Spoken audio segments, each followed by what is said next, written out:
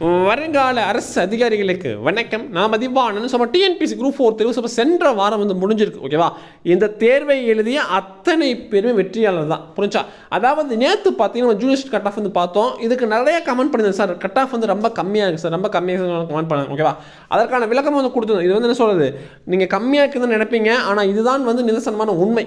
புரிஞ்சா? இவ்வளோ கொஸ்டின் நீங்கள் அட்டன் பண்ணி தான் கட்டாயமாக சொன்னால் உங்களுக்கு வந்து அரசு வேலை என்பது உறுதியாகும். புரிஞ்சா? இன்னொன்று அந்த கட் ஆஃப் மறக்காம செக் பண்ணி பாருங்கள். ஏன்னா அந்த கட் ஆஃப் ரொம்ப முக்கியமான கட் ஆஃப். புரிஞ்சா? இன்றைக்கி நம்ம பார்க்க போது டைப் ரைட்டிங் கட் ஆஃப். புரிஞ்சா? அந்த டைப் ரைட்டிங்கிறது ரொம்ப முக்கியமான ஒன்று. டைப்பிஸ்ட் கட் ஆஃப் முக்கியமான ஒன்று. டைப்பிஸ்ட் வேகன்சி பொறுத்த குரூப் 4 பொறுத்த வரைக்கும் 2070 வேகன்சி வந்து கொடுத்துருந்தாங்க. ஓகே, 2070 வேகன்சி வந்து கொடுத்துருக்காங்க. புரிஞ்சா? இப்போ இந்த 2070 வேகன்சி எவ்வளோ கட் ஆஃப் இருந்தால் கிடைக்கும்? ஓகேவா? முதல்ல கட் ஆஃப் கூட ஒரு சில விஷயம் சொல்லி முடிச்சேன். ஓகேவா? நான் முதல்ல நேற்று கமெண்ட் பண்ணியிருந்தீங்க. முதல் விஷயம் என்னென்னா, அதாவது சில பேர் நிறைய பேருக்கு கம்மி கொஸ்டின் வந்து போட்டிருக்கீங்க. ஓகேவா? நான் கம்மி கொஸ்டின் போட்டவங்க அத்தனை பேருக்கு ஒன்று சொல்கிறேன். அதாவது நீங்கள் நிச்சயமாக சொல்கிறேன், அடுத்து வரக்கூடிய குரூப் 4 கட்டாயம் வெற்றி பெறுவீங்க. ஓகேவா? நம்பி படிங்க, கான்ஃபிடென்ட் பண்ணுங்க. அதாவது வந்து முக்கால்வாசி மலை வந்து ஏறிட்டீங்க, ஒரு சின்ன சர்க்கிள் மூலம் கீழே வந்து இறங்கிட்டீங்க. இந்த சர்க்கிளை பார்த்து நீங்கள் முழுசாக வந்து இறங்கிட்டீங்கன்னா உங்களுக்கான படிக்கட்டுகள் என்ன சொல்கிறது அப்படியே தோந்து போயிடும். புரிஞ்சா? இதை விட்டுட்டு, அதாவது நம்ம சர்க்கிள் ஏற்பட்ட அந்த தவறு என்னங்கிறத உணர்ந்து நம்ம படித்து நல்லா படித்தோம்னா கட்டாயமாக சொன்னால் அடுத்து வரக்கூடிய குரூப் 4 நிச்சயமாக வந்து வேலை கிடைக்கும். ஓகேவா? நம்பி படிங்க. நிச்சயமாக சொல்கிறேன், நீங்களும் குரூப் 4 அவசியம் ஆயிருவீங்க. புரிஞ்சா? ஓகே, இப்போ டைப்பிஸ்ட் கட் ஆஃப் வரும். ஓகேவா? அதாவது டைப்பிஸ்ட் பொறுத்த வரைக்கும் எப்படி எடுக்கிறாங்கன்னு பார்த்தீங்கன்னா ஷார்ட்டாக சொல்லி முடிச்சிடறேன். அதாவது டைப்பிஸ்ட்டு நீங்கள் உதாரணம் சொல்லப்போனால் 160 கொஸ்டின். ஓகே, 160+ கொஸ்டின் வந்து போட்டிங்க. புரிஞ்சா? உங்களை என்ன பண்ணுவாங்கன்னா, நீங்கள் டைப்பிஸ்ட் தான் அப்ளை பண்ணின்னு வச்சுங்க, உங்களை ஜூனியர் ஸ்டூடெண்ட் கூப்பிடுவாங்க. நல்லா வச்சுங்க, ஜூனியர் ஸ்டூடெண்ட் கூப்பிடுவாங்க. புரிஞ்சா? ஃபஸ்ட்டு நடக்க ஜூனியர் ஸ்டூடெண்ட் கவுன்சிலிங் வந்து நடக்கும். புரிஞ்சா? பொறுத்து பொதுவாக நடக்கும். ஃபஸ்ட்டு கவுன்சிலிங் ஜூனியர் ஸ்டூடெண்ட் வந்து நடக்கும், ரெண்டாவது டைப்பிஸ்ட் வந்து நடக்கும். புரிஞ்சா? இப்போ நீங்கள் ஜூனியர் ஸ்டூடெண்ட் போகிறீங்க. புரிஞ்சா? நீங்கள் ஜூனியர் ஸ்டூடெண்ட் எடுத்துட்டிங்கன்னா அந்த டைப் ரைட்டிங் வேகன்சி கம்மியாயிடும். நல்லா கவனிச்சுங்க, ஜூனியர் ஸ்டூடெண்ட்டுக்கு இவ்வளோ தான் வந்து கட் ஆஃப். புரிஞ்சா? ஜூனியர் கட் ஆஃப் நம்ம நிறைய கொடுத்துட்டோம், மறக்காமல் செக் பண்ணி பாருங்கள். புரிஞ்சா? Junior student cut off, junior student போகிறீங்க, ஜூனியர் ஸ்டூடெண்ட் போஸ்டிங் போயிடுவீங்க. புரிஞ்சா? அப்போ டைப்பிஸ்ட்டுங்கிறது உங்களுக்கு வந்து கிடையாது. புரிஞ்சா? இப்போ நான் சொன்ன மாதிரி ஜூனியர் ஸ்டூடெண்ட் போய் கட் ஆஃப் பார்க்க மறக்காமல் செக் பண்ணி பாருங்கள். ஏன்னா வந்து அந்த கட் ஆஃப் ரொம்ப முக்கியமான ஒன்று. புரிஞ்சா? இப்போ டைப்பிஸ்ட் கட் ஆஃப் வரும். டைப்பிஸ்ட் பொறுத்த வரைக்கும் தமிழ்நாட்டில் பொறுத்த வரைக்கும் என்ன சொல்லுது, அதாவது 100க்கு ஒரு 40% தான் வந்து என்ன சொல்லுது படிக்கிறாங்க. இன்னும் குரூப் 4 எடுத்துக்கிட்டால் இந்த 40% பேர் தான் டிஎன்பிசி அப்ளை பண்ணுறாங்க. ஃபர்ஸ்ட் ஆஃப் ஆல் புரிஞ்சா? இதில் ஒரு சில பேர் என்ன பண்ணுறாங்க, குரூப் 2 ட்ரை பண்ணுறாங்க. First of all group 2 try பண்ணுறாங்க. ஓகேவா? ஒரு சில பேர் என்ன கவுன்சிலிங் அப்போ வராமல், சில காரணம் வராமல் அப்படியே வந்து தள்ளி போயிடுறாங்க. ஓகேவா? ஒரு சில பேர் வந்து என்ன சொல்கிறாங்க, இடையில வந்து சில வேலைக்கு போயிருந்தால அதை என்ன சொல்கிறது குரூப் 4 எழுதுன்னு மறந்துட்டு அப்படியே போயிடுறாங்க. இதனால் என்ன சொல்கிறது, அந்தந்த வேகன்சி கண்டிப்பாக என்ன சொல்கிறது கம்மியாகுது. புரிஞ்சா? இது முதல் காரணம். ஓகேவா? ரெண்டாவது காரணம், இந்த group 4 typist counselling second base counselling வரைக்கும் போகுது. ஓகேவா? அதை நல்லா கவனிச்சுங்க. ஓகேவா? உங்களுக்கு முதல் கவுன்சிலிங் வாய்ப்பு கிடைக்கலாம், செகண்ட் பேஸ் கவுன்சிலிங் கட்டாயம் சொல்ல வாய்ப்பு கிடைக்கும். இந்த கட் ஆஃப் நான் அந்த பேஸில் வச்சிருக்கேன். புரிஞ்சா? இன்னொன்று முக்கால்வாசி பேர், அதாவது வந்து நான் சொல்றது 100க்கு ஒரு 75% பேர் ஆல்மோஸ்ட் வந்து கவுன்சிலிங் எல்லாத்தையும் கூப்பிட்டுருவாங்க. ஓகேவா? அதாவது வந்து டைப்பிஸ்ட் பொறுத்த வரைக்கும் 100க்கு 75% சொல்கிறது 60% வச்சுங்க. புரிஞ்சா? 60% பேர்த்தை ஆல்மோஸ்ட் எல்லாத்தையுமே கவுன்சிலிங் கூப்பிட்டுருவாங்க. இது வந்து ஆணித்தரமான உண்மை. இதை வந்து நீங்கள் எல்லாரும் சொல்கிறது நல்லா கவனிச்சுக்குங்க. புரிஞ்சா? நீங்கள் நினைப்பீங்க சார் எனக்கு வந்து கண்டிப்பாக உங்களுக்கு வந்து கவுன்சிலிங் கண்டிப்பாக கூப்பிடுவாங்க, டைப்பிஸ்ட்டை வந்து கட்டாயமாக வந்து கூப்பிடுவாங்க. புரிஞ்சா? இதை விட்டுட்டு சான்ஸ் இருக்காங்கிறத மறக்காம கீழே கமெண்ட் பண்ணாதீங்க. புரிஞ்சா? அதனால் நல்லா கவனிச்சுங்க, 100க்கு 60% எல்லாத்தையுமே வந்து சொல்கிறேன், அதாவது வந்து கவுன்சிலிங் கட்டாயம் வந்து கூப்பிடுவாங்க. இதை நீங்கள் நல்லா மனசில் வச்சுக்கோங்க. புரிஞ்சா? ரெண்டாவது விஷயம், நான் இந்த கட் ஆஃப் பார்த்து முடிச்சுட்டு திரும்பி சொல்கிறது ஒன்று தான். அதாவது வந்து கேள்விகள் குறைவாக இருந்தால் நீங்கள் இன்னும் நல்லா முயற்சி எடுங்க. கட்டாயமாக சொல்கிறேன், 2023 கட்டாயமாக குரூப் 4 தேர்வு வரும். புரிஞ்சா? கட்டாயமாக அதில் வந்து வெற்றி பெறுவீங்களா? வெற்றி பெறுவேன் நினைக்கிற மாதிரி லைக் பண்ணுங்கள். சரியா? இன்னொன்று ரெண்டாவது விஷயம் முடிச்சேன். ரிசல்ட் பொறுத்த வரைக்கும் ஆகஸ்ட் மாதம் ரிலீஸ் பண்ண போகிறாங்க. புரிஞ்சா? அதே மாதிரி நவம்பர் மாதம், ஓகே, நவம்பர் மாதம் அதாவது சிவி வந்து நடக்கும். ஓகேவா?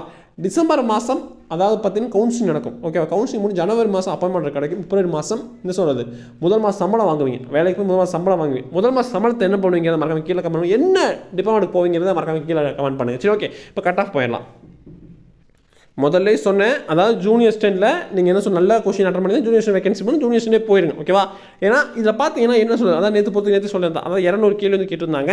அதில் பார்த்தா 100 கேள்வி எளிமையாக இருந்துச்சு, 75 கேள்வி அந்த பொது கேள்வி கொஞ்சம் மாடரேட்டாக இருந்துச்சு, 25 கேள்வி மேக்கில் ஒரு 20 கொஸ்டின் கொஞ்சம் இதாக இருந்துச்சு. புரிஞ்சா? டைப் ரைட்டிங் கட் ஆஃப் பார்த்துடலாம். புரிஞ்சா? அதாவது பார்த்தீங்கன்னா நீங்கள் 155+. ஓகேவா? டைப் ரைட்டிங் வச்சுங்க சார். நான் வந்து நான் சொன்ன 160 நான் சொல்ல ஜென்ரல் சொல்கிறேன். நீங்கள் 160+ போட்டிருந்தீங்கன்னா கட்டாயமாக சொல்கிறேன் நீங்கள் ஜூனியர் வேகன்சிக்கு போயிடலாம். புரிஞ்சா? ஆனால் டைப்பிஸ்ட்டாக இருந்தீங்கன்னா, அதாவது சார் எனக்கு ஜூனியர்ஸில் எனக்கு கிடைக்கல சார், எனக்கு கிடைக்காத பட்சத்தில் நீங்கள் 155 ப்ளஸ் போட்டாலே கட்டாயமாக சொல்கிறேன் டைப்ரைட்டிங் உங்களுக்கு அரசு வேலை உறுதி. நீங்கள் group 4 pass pass pass pass pass. இது ஆணித்தரமான ஒன்று. இன்னொன்று இந்த டைப்ரைட்டிங் அதே மாதிரி தான், அதாவது பிஎஸ்டிஎம்மும் இருக்கும், இன்னொன்று பார்த்தீங்கன்னா உமன் கேண்டிடேட் தனியாக வந்து கோஸ்ட் இருக்கும். புரிச்சா? அதான் நீங்கள் நல்லா கவனிச்சுக்கணும். புரிச்சா? பிஎஸ்டிஎம்மாக இருந்தால் நான் சொல்கிற கட் ஆஃப்லேருந்து ஒரு 2 கொஷின் இல்லை ஒரு 5 கொஷின் கம்மியாகலாம். புரிச்சா? அதை நீங்கள் நல்லா ஞாபகம் வச்சுக்கணும். புரிச்சா? இப்போ பாருங்கள், அடுத்தது பார்த்தீங்கன்னா ஜென்ரல் வந்து பார்க்கலாம். ஜென்ரல் பொறுத்த வரைக்கும் 158 ப்ளஸ் கொஷின்ஸ். இது நான் சொல்ல டைப்பிஸ்ட். ஓகேவா? இப்போ இதாக பார்த்தீங்கன்னா 150, அதாவது வந்து கட் ஆஃப் தூக்கி அது 160ன்னு சொல்லியிருந்தேன். அதாவது பார்த்தீங்கன்னா ஜென்ரல் ஜூனியர்ஸ் போது 120 வச்சுருந்தோம். முடிச்சா? இதுக்கு 158 தான். ஏன்னா ஒரு கேள்விக்கு பல பேர் போட்டிடுவாங்க. அதனால கொஞ்சம் ஒரு கேள்விக்கு பல பேர் வந்து போட்டிடுவாங்க. அப்போ கட் ஆஃப்ங்கிறது அங்கே மாறுபடும். புரிஞ்சா? ஜென்ரல் உமனாக இருந்தீங்கன்னா 155 ப்ளஸ் கொஸ்டின். எவ்வளோ? 155 ப்ளஸ் கொஸ்டின். ஓகேவா? இதாக பார்த்தீங்கன்னா பிஎஸ்டிஎம்மாக இருந்துச்சுன்னா 5 கொஸ்டின் கம்மியாகும். பிஎஸ்டிஎம் இருந்தால் இன்னொன்று கம்மியாகும். இன்னொன்று பார்த்தீங்கன்னா நிறைய பேர் கேட்குற கேள்வி, ரெண்டாவது கேள்வி என்ன சார், லோயர் ஐயர் ரெண்டுமே வந்து முடிச்சிருக்கேன்னு சொல்கிறீங்க. ஓகேவா? இங்கே என்னன்னா லோயர் ஐயர் நீங்கள் ரெண்டுமே முடிச்சிருக்கலாம். புரிஞ்சா? நீங்கள் லோயர் மட்டும் முடிச்சதும் ஒரே பேர் தான், ஐயர் முடிச்சா ஒன்று தான், ரெண்டுமே ஒன்று தான். நீங்கள் தமிழ் இங்கிலீஷ் எது முடித்தாலும் சரி எல்லாத்துக்கும் ஒரே சென்டரில் தான் வருவீங்க. இவ்வளோ தான் கட் ஆஃப். புரிஞ்சா? இதை தாண்டி வரக்கூடிய வாய்ப்புகள் கிடையாது. இதை வந்து நீங்கள் நல்லா மனசில் வச்சுக்கணும். புரிஞ்சா? இப்போ அடுத்ததாக பார்த்தீங்கன்னா பிசி. புரிஞ்சா? இந்த பிசி எடுத்துக்கிட்டீங்கன்னா பிசிலையும் பொறுத்த வரைக்கும் நீங்கள் வந்து ஸோ டைப்ரைட்டிங் முடிச்சிருக்கணும். டைப்ரைட்டிங் லோயர் ஆயிரும். அதனால் லோயர் முடிச்சா கூட போதும். புரிஞ்ச? லோயர் வந்து முடிச்சிட்டிங்கன்னா அது கூட பார்த்தீங்கன்னா உங்களுக்கு எவ்வளோ கட் ஆஃப் வரும்? 145 ப்ளஸ் கொஸ்டின்ஸ். புரிஞ்சா? இதான் பிசி உமனாக இருந்தாலும் உங்களுக்கு 150 ப்ளஸ் கொஸ்டின் தான் வரும். புரிஞ்சா? இதுதான் நிதர்சனமான உண்மை. புரிஞ்சா? இதை வந்து நீங்கள் நல்லா கவனிச்சுக்கணும். புரிஞ்சா? இதாக பார்த்தீங்கன்னா நான் வந்து நேற்று சொல்லியிருப்பேன், அதாவது ஜூனியர்ஸ்ன்றது 150 ப்ளஸ் கொஸ்டின்ஸ். ஓகேவா? 150 ப்ளஸ் கொஸ்டின் போட்டுட்டு நீங்கள் 145 வச்சு, அதாவது டைப்ரைட்டிங் வச்சுருந்தீங்கன்னா கட்டாயமாக சொல்ல உங்களுக்கு கிடைக்கும். நிறைய பேர் கேட்பீங்க சார், இப்போ பார்த்தீங்கன்னா நான் வந்து 140 சார், ஆனால் டைப்ரைட்டிங் லெசன் சொல்லுவீங்க. ஓகேவா? இல்லை 148 சார் சொல்லுவீங்க. அப்போ நான் இதை சொல்லியாச்சு 150 ப்ளஸ் கொஸ்டின் போட்டால் தான் பிசி கிடைக்குன்னு சொல்லியாச்சு. புரிஞ்சா? இப்போ 148னா கட்டாயமாக சொல்கிறது கிடைக்காது. புரிஞ்சா? ஏன்னா டைப்ரைட்டிங் இருந்தால் நீங்கள் ட்ரை பண்ணலாம். புரிஞ்சா? டைப்ரைட்டிங்லாம் நீங்கள் அடுத்த தேர்வுக்கு ட்ரை பண்ணுங்க, என்னோட சஜஷன். புரிஞ்சா? அதுக்கப்புறம் எம்பிசியாக இருந்தால் 143. இதை கேட்கலாம், நீங்கள் ஃபீமேல் கொடுக்குது சார், பிசி ஃபீமேல்லாம் கொடுக்குது சார், பிசி உமன் கொடுத்துருங்க, எம்பிசி ஃபீமேல்லாம் கொடுக்குது சார். எம்பிசி ஃபீமேல் இருந்தால் ஒரு 2 கொஸ்டின் கம்மியாக அது வச்சு வாங்கிட்டு இருக்குது. புரிஞ்சா? பிசி எம்மா இருந்தீங்கன்னா, அதாவது பிசி முஸ்லீம்ஸ் ஆல்மோஸ்ட் என்ன சொல்கிறது, டைப்ரைட்டிங் முடிக்கிறாங்க. நிறைய பேர் வந்து முடிக்கிறாங்க. சொல்லுவாங்க கோயம்புத்தூர் எடுத்துக்கலாம், நிறைய பேர் வந்து முடிச்சிருக்காங்க. ஆனால் அவங்கள கட் ஆஃப்ங்கிறது நம்ம குறைவாக தான் வரப்போகுது. புரிஞ்சா? 140 ப்ளஸ் கொஸ்டின் தான் வரப்போகுது. ஓகேவா? எஸ்சி பொறுத்த வரைக்கும் 139 ப்ளஸ் கொஸ்டின்ஸ். புரிஞ்சா? இதே எஸ்சி உமனாக இருந்தீங்கன்னா 137, 138. பிஎஸ்டிஎம் இருந்தீங்கன்னா அதே 136 கொஸ்டின் தான் வரும். புரிஞ்சா? ஏன்னா அந்த ஒவ்வொரு கொஸ்டினும் ரொம்ப ரொம்ப முக்கியம். நான் ஆல்ரெடி முதலே வீடியோ சொல்லியிருக்கேன். ஏன்னா நம்ம சேனல் சொல்லும்போது நம்ம சேனல் ரெகுலராக ஃபார்மாக தெரியும். ஒவ்வொரு கொஸ்டினும் ஒரு சொட்டு ரத்தத்துக்கு சமம். புரிஞ்சா? அது இப்போ தெரியாது, இன்னைக்கு தெரியுது. பார்த்தீங்களா? நம்ம அன்னைக்கு நல்லா படிச்சிருந்தா கண்டிப்பாக சொல்ல நல்லா பாஸ் பண்ணிக்கலாம். புரிஞ்சா? எஸ்சிஏ பொறுத்த வரைக்கும் 135 ப்ளஸ் கொஸ்டின்ஸ். புரிஞ்சா? எஸ்டி பொறுத்த வரைக்கும் 130 ப்ளஸ் கொஸ்டின்ஸ். புரிஞ்சா? அதாவது எஸ்டி டைப்ரைட்டிங் முடிச்சிருந்தீங்கன்னா 130 ப்ளஸ் கொஸ்டின் போட்டிருந்தா கட்டாயம் மாதம் உங்களுக்கு அரசு வேலை உறுதி. புரிஞ்சா? அதே மாதிரி டிஃப்ரெண்ட் ஏபிளாக இருந்தீங்கன்னா சார், இப்போ நிறைய பேர் விஷுவல் ஹேண்டிகேப்டாக இருப்பீங்க, விஷுவல் ஹேண்டிகேப் டைப்ரைட்டிங் முடிச்சிருப்பாங்க, அந்த டைப்ரைட் சர்டிஃபிகேட் இருக்கும், டிஃப்ரெண்ட் ஏபிள் அவங்க டைப்ரைட்டிங் சர்டிஃபிகேட் வச்சிருக்கும், அவங்களுக்கெல்லாம் 115 தான் கட் ஆஃப் வரும். புரிஞ்சா? நிறைய பேர் கேட்பீங்க சார் கம்மியாக இருக்குது சார் சொல்லுவீங்க. இதுதான் நிதர்சனமான உண்மை. புரிஞ்சா? இது கம்மி கிடையாது. புரிஞ்சா? கம்மியாக வச்சு நான் ஒன்றும் இது பண்ண போகிறது கிடையாது. புரிஞ்சா? நான் வச்சேன்னா அவங்க ஐயா கூட வச்சிடலாம், ஆனால் உண்மையை வைக்கணும். புரிஞ்சா? இங்கே வந்து உண்மையை வைக்கணும். புரிஞ்சா? இன்னொன்று உங்களுக்கு சாட்டிஸ்ஃபேக்ஷன் இருக்கணும். அதெல்லாம் யோசிச்சு வைக்கிறது அந்த கட் ஆஃப். புரிஞ்சா? அதை நீங்கள் நல்லா வச்சுக்கோங்க. புரிஞ்சா? அதே மாதிரி எக்ஸர்வீஸ்மெண்ட் 110, டிடபிள்யூ 110 கட் ஆஃப். இதுதான் வந்து சொன்ன உண்மை. புரிஞ்சா? இதுதான் வரக்கூடிய காலங்கள் கட் ஆஃப் வரக்கூடிய விஷயம் வாய்ப்புகள் உண்டு. இதை வந்து நீங்கள் நல்லா புரிஞ்சுக்கணும். புரிஞ்சா? அதுக்கு அடுத்ததாக பார்த்தீங்கன்னா இன்னும் ஒரு சில விஷயம் சொல்லி முடிச்சிடுறேன். சார் இப்போ நிறைய பேர் கேட்பீங்க சார், டைப்ரைட்டிங் வந்து இப்போ படிக்காம சார் கேட்பீங்க. டைப்ரைட்டிங் அதாவது 2 எக்ஸாம் வந்து நடக்குது. புரிஞ்சா? டைப்ரைட்டிங் லோயர் மட்டும் முடிச்சா கூட போதும், நம்ம இந்த கேஸ்ட்டுக்குள்ளே வந்துடலாம், இந்த கேட்டகரியில் வந்துடலாம். புரிஞ்சா? அதாவது பார்த்தீங்கன்னா இந்த கேட்டகரி பொறுத்த வரைக்கும் இப்போ டிஎன்பிசி குரூப் 1 எடுத்துக்கிட்டிங்கன்னா மிஞ்சி போனால் ஒரு 50,000 பேர் இல்லை 60,000 பேர் தான் இருக்க போகிறாங்க டைப்ரைட்டிங் முடிச்சவங்க. டைப்ரைட்டிங் முடிச்சு அந்த குரூப் 4 அப்படியே 50,000 60,000 இருப்பாங்க. ஓகேவா? ஆல்மோஸ்ட் என்ன பண்ணுவாங்க, டிஎன்பிசி என்ன பண்ணுறாங்கன்னா அவங்க எல்லாத்தையும் ஆல்மோஸ்ட் சொல்லுது ஒரு 10,000 பேர் இருக்காங்கன்னா 10,000 பேத்துக்கும் கண்டிப்பாக அவங்க கவுன்சிலிங் வந்து கூப்பிட்டுருவாங்க. அதனால் வந்து யாரும் வந்து பயப்படலாம் வேணாம், நிதர்சனமாக இருங்க. ஓகேவா?